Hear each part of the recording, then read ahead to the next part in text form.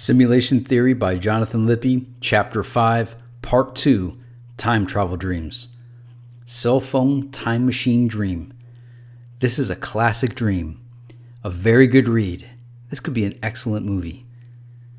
My dream started off with my mother calling me to the guest bedroom that she was cleaning during summer break. She said, "Jonathan, I was cleaning out the guest bedroom and found a wrapped Christmas present addressed to you from me. I must have hid this a long time ago and forgot to put it under the Christmas tree. Oh, look, there's a copyright on the gift tag that says 1985. She laughed that she spent money buying a present for me only to forget that she bought it and never put it under the Christmas tree, and she was going to give it to me now after all these years. She looked at the present, looked at me, and laughed again and offered it to me and said, 'Well, it's about 17 years late, and we're in the middle of summer. But Merry Christmas, honey. I can't wait to see what it is. I guess it's one gift that you never got.' I opened the gift. It was a glossy, hardcover book entitled Star Wars 5.5. It felt different than a regular book. It was heavier and felt like there was metal in it. She remembered buying it for me and said, 'These were a short-term fad back when I got it. This is an interactive book where when you open it up, you actually get to go inside the book and experience what is happening. You get to live the book. It's all simulated, but it seemed to be a pretty cool idea. I couldn't believe this technology could exist in 1985. I don't know why they stopped making it. On TV, they said the experience was too intense for young kids to handle, and they'd cry, and parents got upset, and they stopped selling them. But I guess you're old enough now.' She laughed again and said, 'Sorry so late, but hey, better late than never. Enjoy.' I was so fired up. I had so many questions about what happened between Empire Strikes Back and Return of the Jedi. Star Wars 2, Attack of the Clones had just opened in movie theaters at the time of me having this dream. I opened the book and was sucked into it and then reappeared in the scene of the book I was reading.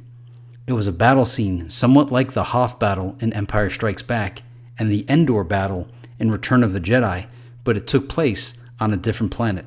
There was green grass, snow, and desert sand all in my view. I didn't have much time to enjoy the scenery because there were Imperial walkers coming my way. In addition to the walkers, there were Rebel Alliance fighter ships going after the walkers. I was wondering which side I was supposed to be fighting for and who I should be running from. The Imperial walkers seemed to be shooting at me and coming my way, so I'd guess I'd better run from them. The laser explosions that landed nearby me seemed extremely intense and real, and I began to wonder if I could actually get hurt in this book experience. Just as I was considering trying to figure out a way to close the book before I got hurt to research the side effects of reading books like this, my friend Jeff showed up. Jeff walked through the whole battle scene like it wasn't even happening. He had a cell phone in his hand and was doing something on it and looked like he had something really interesting to tell me. He said, "Hey John, you got to see this new cell phone AT&T just released.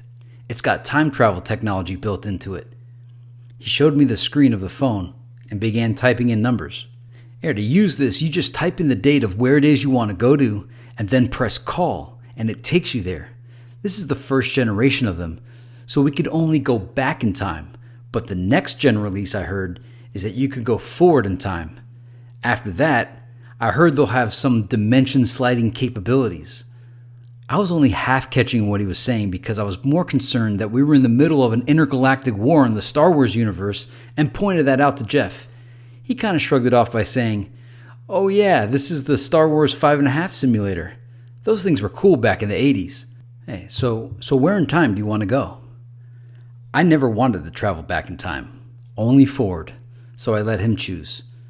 Our bodies vanished and we ended up somewhere in time. With us, my buddies Mike, Matt, and Smokey were all there too. I asked how they got there. Jeff said he had invited them and picked them up on the way to my house. I thought that was cool. There were 5 of us. I was wondering how all 5 of us were able to travel through time when Jeff was the only one with a cell phone. I thought we'd all have to have the same phone.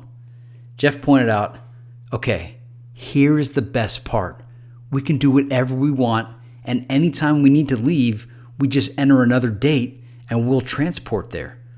I could always just end the call by pushing end call. So the 5 of us walked through towns dressed in our 2002 AD clothing and spoke loudly about tales from the future, made fun of the people because they didn't have modern technology, and acted like real jerks. Anytime angry people would attack us for being mean, Jeff would just enter a new date and we'd disappear. One time, we went to a duplicate time period and the people remembered us and attacked us before we realized we had already pissed them off, and Jeff had to enter a date really quick into the phone and transported us. We ended up in the new time period, and when Jeff checked out the time period he had entered into the phone, he started cursing. Crap, crap, crap! We were wondering why he was upset. We asked if he was hurt. He said, "There's something I forgot to tell you guys. Since this is still in beta testing, there are some blackout dates." I asked, "Blackout dates? What the heck is a blackout date?"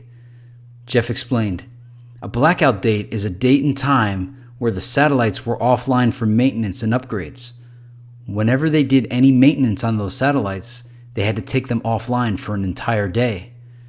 I had some serious questions. Satellites? Effing satellites? When the heck were satellites put in space? What the heck year are we in? I looked at his cell phone. It read 1317 AD. I continued, 1317 AD? 1317 AD? There were satellites orbiting Earth in 1317 AD? As far as I've been taught, the space age is a relatively new thing that started out in the 20th century. When were these satellites first put into space? Jeff looked down and then looked up at the group and said, "The satellites. The satellites were always there." We all looked at each other, confused as all hell. Jeff understandably realized we were confused and said, "How do you think we were able to travel through time? The satellites beamed the data back and forth to a data storage facility on the moon. The moon is Earth's natural satellite. Obviously, the moon has always been there. But listen, guys, we're in deeper trouble than you all realize. We've been time traveling all day. And even though we can return to our time period at the same exact moment we left so that nobody will know we even left, we can't leave here for 24 hours until the satellites are back online." We all briefly assessed the situation, and I said, "All right, big whoop. So we have to spend a day in the year 1317. Big deal. That's not so bad. We'll return back to right before we left, and it'll be like we didn't lose any time. We'll age, but we won't lose time." Jeff said, "What you fail to realize is that my cell phone battery is going to die before then. We've been time traveling all day. My battery has taken a beating." I said, "Bro, just turn it off." Jeff pointed out that his battery loses a significant portion of its power when it's turned off and back on. The battery was designed to just always stay on. He pointed out that even though he had his charger in his pocket, AC electricity doesn't exist in 1317 and won't exist for a few hundred years. Furthermore, he demonstrated that we'd have no frame of reference for time because all of our wristwatches were spinning backwards trying to catch up with the time period we were in, and we'd have to wait in real time as if we were winding the watches with our hands. Our cell phone clocks were all showing no signal on the displays. Jeff continued to explain that because we will have no reference of time when he turns off his phone, we will have to wait extra long, maybe longer than 24 hours, to not run the risk of turning on the phone too early only to have to turn it off again and kill even more battery. Frighteningly, he explained that he needs a certain amount of battery power per person to transport them through time, and he was worried that when we turned it back on, there wouldn't be enough to transport all 5 of us. None of our cell phone batteries were compatible with his phone. I asked him if he was absolutely sure about the rules of time travel through the AT&T wireless network. He assured me that he had gone to all of the meetings for demonstrations on how to use the new phone. He worked for AT&T Wireless at the time in real life. I then asked him, "If this time is blacked out, how did we travel to it?" Jeff said, "I know. I've been thinking the same thing. I think what happened is The servers just went offline about 2 seconds after we got here, so we checked in right before server maintenance kicked in. I let him know, all right, that's the situation we're faced with. Let's just turn off the phone and wait it out and hope for the best tomorrow. I turned to the group and said, so, what do you guys want to do now that we're stuck in a time period where all the things we like do not exist? We found a castle that we assumed was the equivalent of a hotel. We paid the guy with change and told him we were explorers from the United States of America and that our currency was very valuable. The guy saw we had good hygiene compared to the people of their time and believed our story, but wondered, where the heck is the United States of America? Our castle room was pretty bare. The walls were made of stone. There were 2 couches of some sort and some chairs and a table. The guy who admitted us into the castle hotel gave us bananas, and we ate them because we were hungry, and we didn't want to have to go kill an animal because we really didn't know how. We sat around and talked about all the stupid things we did and how sucky our lives will suddenly become if we get stuck back in time. We did postulate that we could become very rich and teach people how to build some of the modern technology that we have today by providing the ideas, even though we didn't have the engineering know-how. Basically, that's how we spent our time. We went to sleep and woke up and couldn't believe we were still back in time. Somehow we thought maybe it would end when we woke up, but it didn't. We figured a long time had passed by, probably enough so that the satellites were working again, and we decided to go have a look around to see if we could find any methods the people of 1317 had of keeping time, maybe a sundial or something. Our watches were still turning. We got up and left our castle room and got almost to the outside where we were confronted by some king-looking dude with a bunch of knights. They looked angry. He spoke out with authority. Time travelers from another time invading our time? Fancy people from the future coming back to our time to mock our primitive way of life? We shall punish you to live in our time for the rest of your lives, and then you will see who has it best. You will be stuck in our prison of time, having to wait it out, knowing what you no longer have, never to have it again. We ran away to our room and put the big wooden lock bar on it. They ran after us. They were at our door yelling while Jeff was fumbling his phone out of his pocket. He said, all right, man, I guess this is our only chance. He tried turning his phone on. I asked, how the F do they know we're time travelers? Mike said, gee, do you think our appearance gave it away? Do you think the effing coins you gave them that were minted 1998 and 2001 and 2002 gave it away? I said, yeah, no, but it's like this isn't the first time this has happened to them. It's like someone else had come and made fun of them before or something. Jeff was still working on getting the phone to connect and said, all right, almost got it. Crap. There is still a few minutes left. The medieval time people were still banging on the door and jiggling the handle and trying to bust it down. We were all getting really scared and hoping that enough time had passed by so that we could get out of that crappy situation. We had been in bad situations before, but this was the first time we weren't able to just time travel out of it. Suddenly our friend Huda appears in the room.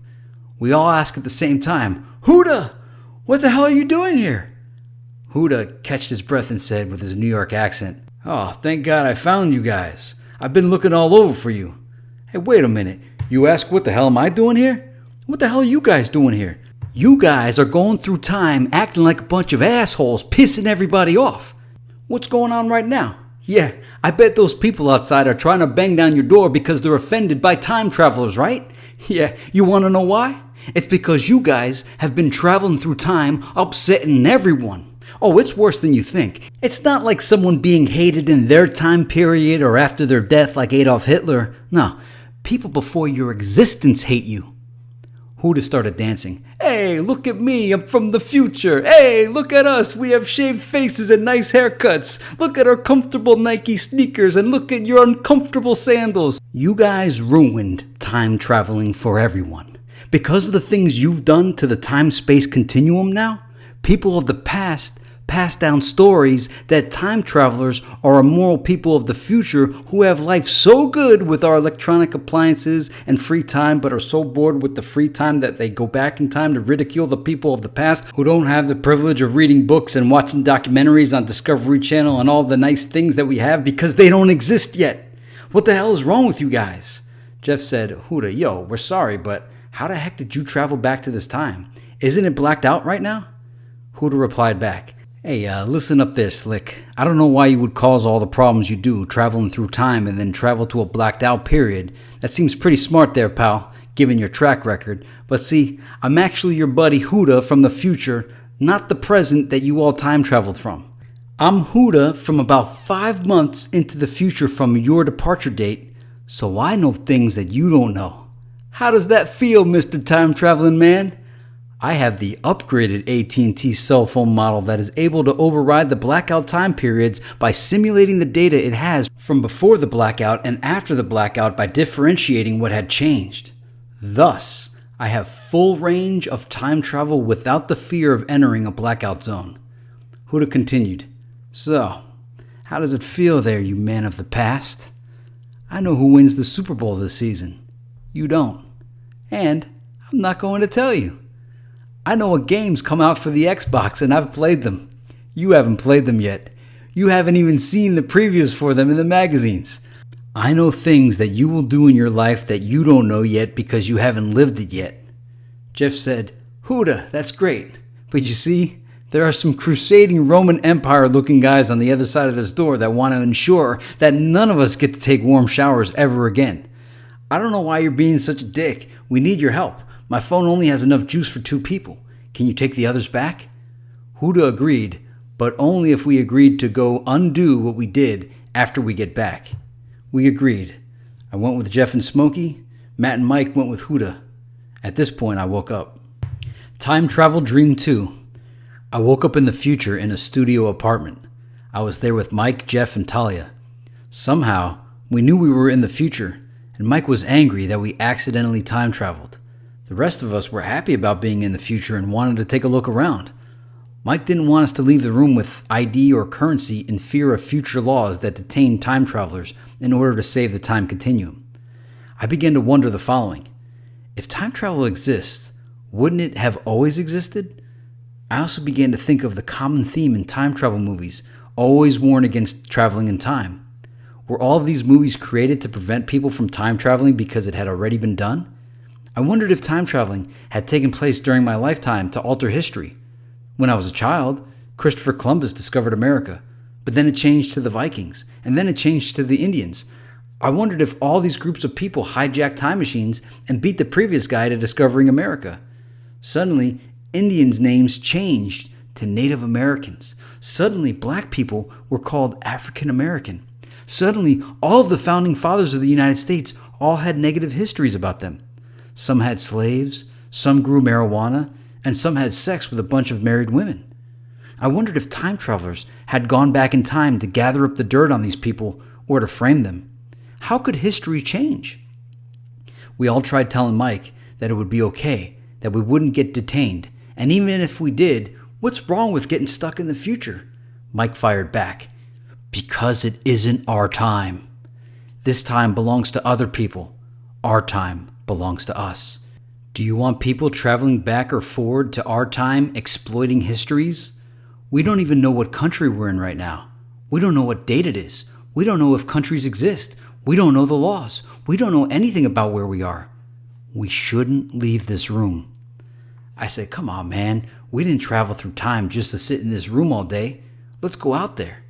Mike said, do you even know how we got here or how we're supposed to return? What if, when we go outside, the time portal opens up in this room and we all miss our ride back to our time? 2 million people end up missing every year according to FBI reports. Some of them are abducted by aliens. Some run away. But I guess that the others get stuck in time portals like we did. I don't want to get stuck here. I don't want to just read about the history of our time. I want to live it. Our history of our time is ours. We're in someone else's time. Mike was able to see that I really didn't care what he was saying, and was getting ready to leave the room, and he grabbed me and said, John, listen to me. Think about this. Do you videotape Miami Dolphins games and then watch them later? No, you don't. Once it becomes history, it's not worth watching because you can just turn on ESPN SportsCenter and see the highlights. You don't watch a recorded game because watching it live gives you that feeling that you and millions of other people are experiencing sports history simultaneously. When the crowd roars, you're roaring with them. If you watch it recorded, you lose that sense of kinship with millions of other people. It's like showing up at a party once everyone has left. Mike continued, yes, it's true. We can go to the library here in the future and see who all of the future presidents are and who wins every Super Bowl and what video game systems are like. But the fun of these things is the ride there, not the end result. It's the journey to the Super Bowl. It's reading and talking about the next cutting edge in technology with your friends, the next big thing, who is going to win the election. The election itself is the letdown. You either win or you lose, and then you ask yourself, what did I win? Once you get the actual experience of it, you're ready for the next breaking new experience. Think about it, John. Mike thought a little while longer and said, remember your first experience with Atari? How that must have blown your mind. Or the first time you played Super Mario Brothers. Those were awesome moments, weren't they? The joy of amazement you got to experience. The wonder of, how did they do that? The flights of fancy of imagination those games took you on. Those were priceless moments. But think about what your present-day thoughts of Atari or the original Nintendo are now. They're kind of lame because you know and have experienced the immense graphics and processing power of the games of today. If you open that door and you go out there, you will ruin everything of our time period when we get back. Life will become ultra lame and boring. You will feel like you're stuck back in time. If you open that door, you essentially will be leaving our time and becoming a part of their time. And when we go back, you will no longer be a citizen of our time. You'll be a visitor. You will lose that kinship with everyone else of experiencing every moment as creating history. You will be watching a recorded event. You'll become addicted to time traveling to the future. How far into the future will you go to become satisfied with living it out linearly? You might as well go to the end to see how it all ends, because you'll never be satisfied because there will be more future to visit. I evaluated what Mike said. I thought that if we were in the future, time must be on some sort of DVD where we can skip back and forth to different scenes. I had to see what the future looked like. I opened the door and walked out to see a shiny metallic grand city of the future. The sky was white with an orange-brown tinge to it. The cars were shiny metallic as well and were on some sort of magnetic track, and there were flying vehicles as well. Just as I was about to say, wow, cool, a policeman that looked like the enemy in Terminator 2, who could morph into liquid and other things, was riding on a robot horse and sounded out, alert! There is a time traveler on the loose. Stop right there for deportation back to your time period. Jeff and Talia also came out for deportation as well. Mike looked at me with a look of, I told you so, and I woke up. Time Travel Fund. In real life, I paid $10 to the Time Travel Fund.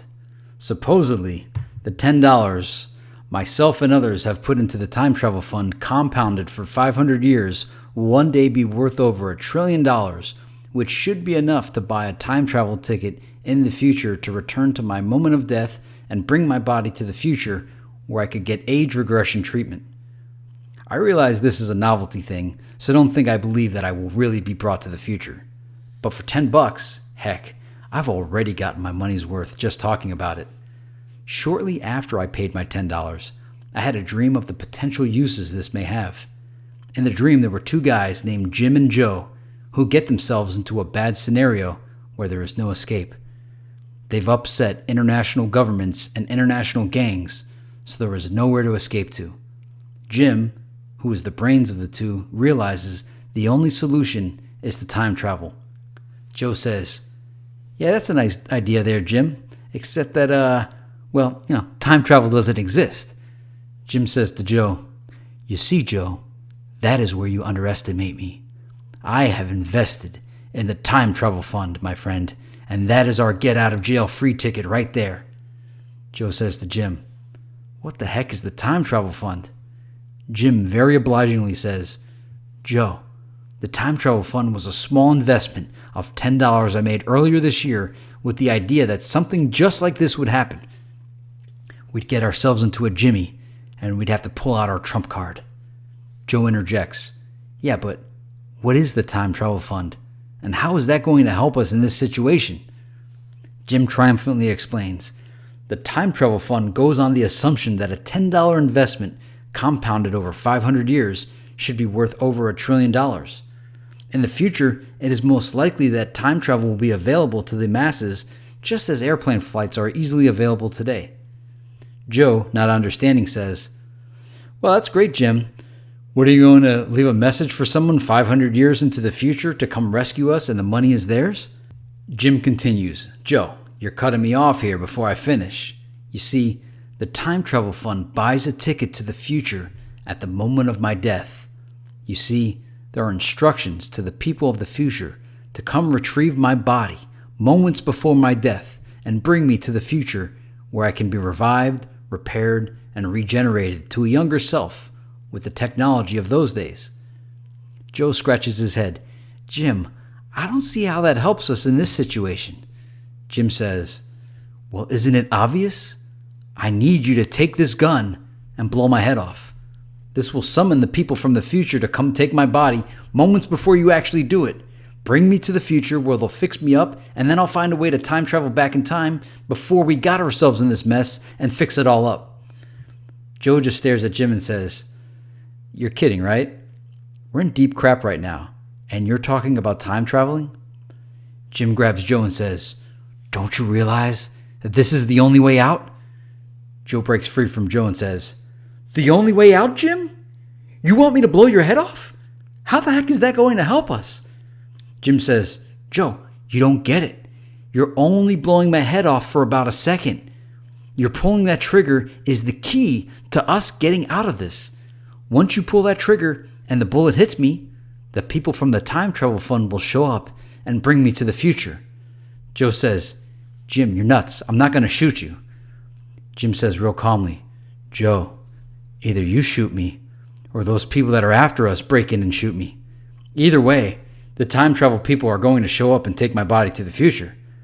You have to just decide whether or not you want to do it now so I can fix this all before they show up, or if you want me to get captured and killed by them before I could save the day. You don't have a time travel fund. I do. So if you get killed first, I don't know if I could fix everything. But Jim, wouldn't you be able to travel back in time regardless if I kill you or they kill you?"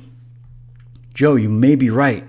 Well, either way, I have to die for this to work. So what's it going to be there, Joey? Can you do your buddy in so I can fix everything?" Jim puts the gun in Joe's hand and puts the gun to his head. "Jim, you're crazy, man. You're crazy. Come on, Joey, you can do it. It's just for a few seconds." "Jim, this is nuts." "Joe, everything is nuts. Us being in this situation is nuts. Pull the goddamn trigger now, will ya?" "And the time travel people are going to show up right before I do it, right?" "Yeah, of course. Come on." "Shouldn't they already be showing up by now that I have the gun pointing to your head and am cocking back the hammer?" "Just pull the trigger there, you pussy." Joe pulls the trigger and blows Jim's head off, and then starts looking around for the time travel fund people to show up. After about 5 minutes, he realizes they are never going to show up. The guys they were running from show up at the door, and Joe blows his own brains out. My time travel adventure with Barack Obama. I went to bed earlier than I usually do, so I had more time for more dreams. My dream had myself and President Barack Obama on a time travel mission. We were sent back in time to the year 1876 to run Obama against Rutherford B. Hayes in the presidential election of that year. He kept telling me I was part of his campaign staff that will make necessary adjustments to history. I kept looking around for a campaign staff and didn't see anyone except me and Barack. I also kept noticing the setting we were in tremendously reminded me of my backyard in 1993. I explained to Barack that I didn't think we were in the year 1876, but in the year 1993, in my backyard. Barack kept ducking behind my neighbor's canoe and saying to me, "You are part of my campaign staff that will make necessary adjustments to history. We are in the year 1876. I am here to run against Rutherford B. Hayes to make necessary adjustments to history." I went on to explain to him that I didn't necessarily vote for him, but that I didn't vote against him, and that I didn't get to vote, because I forgot my ID.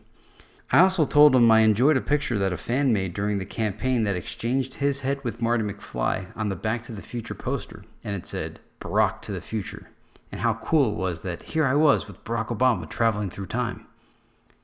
He gave me his big trademark smile, and I felt like I had made friends with him, and that he was kind of looking at me with that borderline, "Can you believe this is real?" look in his eye, implying, "I told you, I would just bring change. I am the real Marty McFly. They are scared of me because I know how to travel through time and make necessary adjustments to history." "Prior to this engagement here, have you ever heard of Rutherford B. Hayes?" I said I've heard of him. He said, "What do you know about Rutherford B. Hayes?" I said, well, that he was president, I think around the time of the Civil War, like maybe right after it. He said, "That is all you know about Rutherford B. Hayes. Right, that is all you know about Rutherford B. Hayes. Then what do you care how it will make necessary adjustments to history?" He paused. "It is a big idea. Do you know what a big idea is, Jonathan?" He said, "What you might want to question is whether I'm from your time period or not. Maybe I am Barack from the future." And so, if I was not from your time, you would look at me differently. Like I was different. What if I spent a lot of time in your period of time, but was not initially from your time, but spent the majority of my experience of life in your time period, you know? Like if I was born in a foreign country, but spent the majority of my life in the United States." He then smiled with his insane big smile, and then inquisitively asked, "If you should discover that I'm not from your time, or from a parallel time, would you think of me differently? Like in a negative way? Are time travelers offensive to you? Are you offended that we would travel into other people's time?" I said, it's funny you should ask, because if I did find out you weren't from my time period, it would alter my perspective of you, because, and I never thought of this until you asked me, but all people of a time period, we share our common timeline. We're all from the same time, same planet. So if I'm not from your time, you'd look at me differently, like I was different. Well, I'm just exploring my feelings here. It's a subconscious feeling, but yeah, I would feel like you're different because you are from some mysterious time that I don't know about yet, especially if it's the future. Having the ability to time travel puts you in like superhuman category until others start doing it. The only time travelers I know of are John Teeter, Al Bielek, Andrew Basiago, and people who have been part of time travel experiments. I might be concerned that you don't have my period of time in your best interests, since you have access to all of time, of which we are now making, what have you been calling it? Necessary adjustments to history? That is a good point, and the differences. I have the best interest of all of time, not just your time period. Sometimes necessary adjustments to time need to be made. I don't mean to spoil all the fun, but I think we're in my neighbor's backyard in the year 1993 and not 1876. How do you know that? How do you know that if you do not? I don't know. Maybe because I don't think this kind of grass existed back then. And that's my house. My house was built in 1976, not 1876. In addition, I never thought the past existed in full color. It should be either in black and white or those watercolors the pictures are painted in. But besides that, how are you going to run against Rutherford B. Hayes? Nobody even knows you in this time period. And, don't take this in the bad way, and I know your mom was white and all that, but I think these people are probably going to think you should be a slave or some kind of crazy... We're like right at the end of the Civil War. That is where you come in. You must convince these people that I am the right candidate for the presidency. Okay, Barack, I don't even know the politics of this time. I have no frame of reference of the issues of their time, and... Stop. Whether I win or lose is inconsequential. I'm here to run against Rutherford B. Hayes. I didn't say anything about any outcome, or if we'll even still be here for the outcome. Oh, and would it surprise you if the past did not exist in color, but existed in the same colors you assumed it to? Yeah, some presidents exist only as paintings. Why are we making adjustments to history. Barack didn't answer the question directly. He started acting like a Hollywood actor in a blockbuster drama. JFK. Who killed JFK? Oswald? The Mafia? The government? The Illuminati? The Russians? The Federal Reserve? Castro? Makes you wonder about Castro's rise to power now, doesn't it? Why is Castro still there all this time? Have you ever considered that it wasn't John F. Kennedy in the car? That was a lookalike. How was his rise and fall so perfect? Camelot? All the women? The great looks? The war hero? All the great speeches? The quest for space? The nuclear standoff with Russia and no nukes got launched? Bay of Pigs? How could they mess that up? His assassination, so perfectly on television and repeated over and over again and still talked about to this day. What about Abraham Lincoln? What about how all of your history books change all the time? You don't think necessary adjustments to history were made? For all this stuff to work out how it did? You think things can naturally occur so perfect? We have to make necessary adjustments to time. Why would the government help keep the conspiracy theories alive? Don't be surprised if you see me fake my death when you get back to your time period. The people will believe it's real. And even if it does happen, it may get adjusted over time. How do you think the Underground Railroad started? Don't you think time travelers went into those times and made adjustments? If you look at history and war, try to understand the politics of things like Vietnam, all the contingencies, and the rules of engagement. And if you approach it with the idea that there are long timeline historical significance to these things, you'll understand why some things don't have clear-cut answers, and why some do. Dropping of 2 atomic bombs on Japan alter everything. All you gotta do is go back in time and call off that one mission, and you change it all. At that point, a big thunderstorm and lightning struck, and Barack had a realization. And in a dream, all things can all happen instantaneously. Barack realized that Rutherford B. Hayes was saving and not spending his election money and investing his campaign contributions in a bond, some kind of a security thing that he knew was going to go up in value in the future to give him enough money to win the election. And he was forfeiting the early stages of the campaign cycle, as if Rutherford B. Hayes was also time traveling, and was a time traveler from the future with insider trading tips. And Barack realized that, and then realized it was a losing call. Barack said, "I see the future, and it's just fat cats in Washington and Wall Street getting richer." I don't remember any more specific details to the dream, but I had fun with Barack. It was cool to feel like we traveled through time, even though I felt like we traveled 16 years into the past, not 133. Near the end of my dream, there was a corny montage scene where there was some happy song playing, and it showed us on the roller coasters enjoying cotton candy with a smile, and did all the silly things they show in movies that mock the cutesy fun time people have. I'm trying to remember if we ever got to 1876, but I'm not sure. I was trying to get him to want to do a rap song with me, but he didn't seem interested. The strangest thing about the dream is I don't know if I've ever even thought about Rutherford B. Hayes in my life. I understand Barack Obama being in my dream, but to go back in time to 1876 to contest Rutherford B. Hayes in an election is nuts to me, because it was the exact year that his election happened. I looked him up after I woke up today on the internet, and I found out he was in the closest election of all time that got delayed, like the Bush-Gore election of 2000. It was considered the most closely contested election of all time. In fact, Hayes thought he wouldn't win the election when he went to bed that night, and he woke up and won by 1 vote. And from the outcome of that election, they came up with the Electoral College system. The only thing, as I'm trying to figure out how I could have possibly had Rutherford B. Hayes come into my mind, is if he was mentioned on the Jon Stewart America in Action audiobook that I listened to possibly 2 weeks ago. But I don't even know if they mentioned his name on it. And if they did, it was really, really random. I'm just trying to figure out what triggered Rutherford B. Hayes. I mean, really, who the heck thinks about Rutherford B. Hayes? Here is his White House biography, which I read today after waking up. How strange is the story to my dream? If you read into it, it feels like there actually was a hidden hand involved in the election making necessary adjustments to history.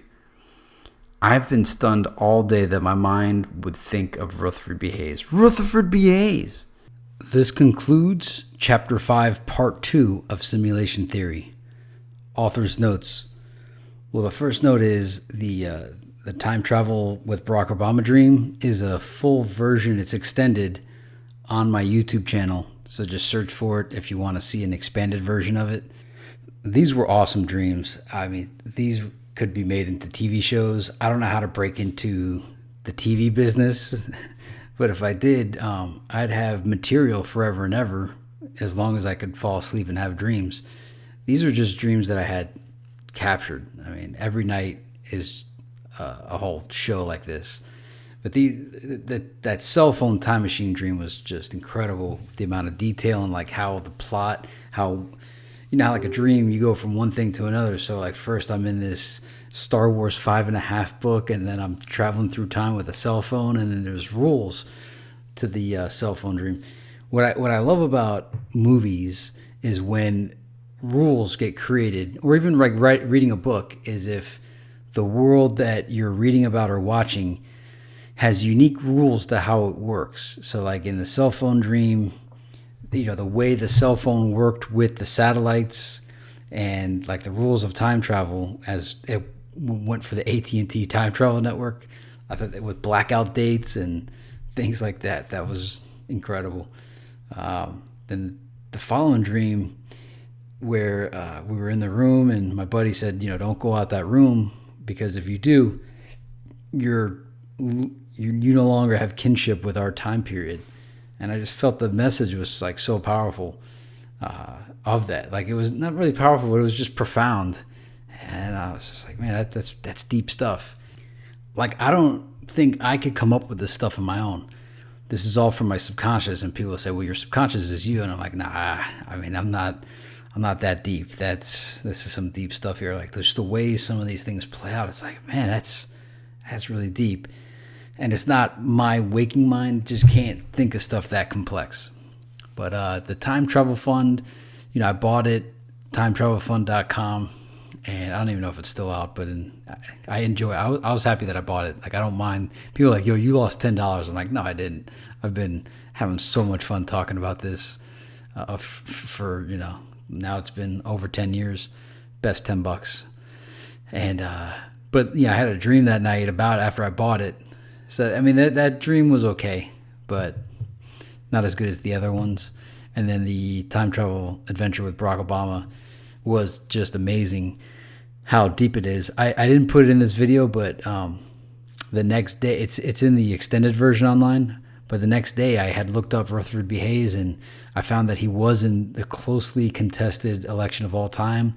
And I even got an email. It was like a chain letter of, you know, you get like Republican chain letters mad at Obama, and it had him with his feet on a desk. And I'm like, I wonder what desk that is. Wouldn't it be something if that's the Rutherford B. Hayes desk? And sure enough, it's actually the Rutherford B. Hayes Resolute desk. And I'm like, what? So it's like the Rutherford B. Hayes desk is his time travel trophy. Anyway, I cover all that in the video. Check it out if you got time. Just like search the channel. I think I made it within the past year or like a year ago. But yeah, this was the Time Travel Dreams chapter. The previous one was on the space dreams. All these dreams I enjoyed rereading and reliving. I've had so many dreams since I published this in 07 and 09. I don't think I'll ever write another book and include them in, so I might just make videos about them, especially if you guys like these videos about the dreams. I've had a lot of them since then. I published some of them online, and I think at jonathanlippe.blogspot.com you might see some of them. You might have to sift through a bunch of stuff. But that's that. Overall, my favorite one out of all these was the first one, the one with the cell phone and the Star Wars 5.5. That one should definitely be a TV show or something. So if you're in the movie business, you know how to get this out there. I could come up with this stuff all day just by going to sleep every night. But I don't know how to get that off the ground. That's why I have my own YouTube channel. Anyway, thanks for watching. Thanks for listening. Part 3 will be on, let's see, Part 3 is about aliens and bizarre technology dreams. and then the rest of the dreams of the chapter, and recurring dreams and other dreams. All right, I'll see you next time. Thanks for watching. Bye-bye.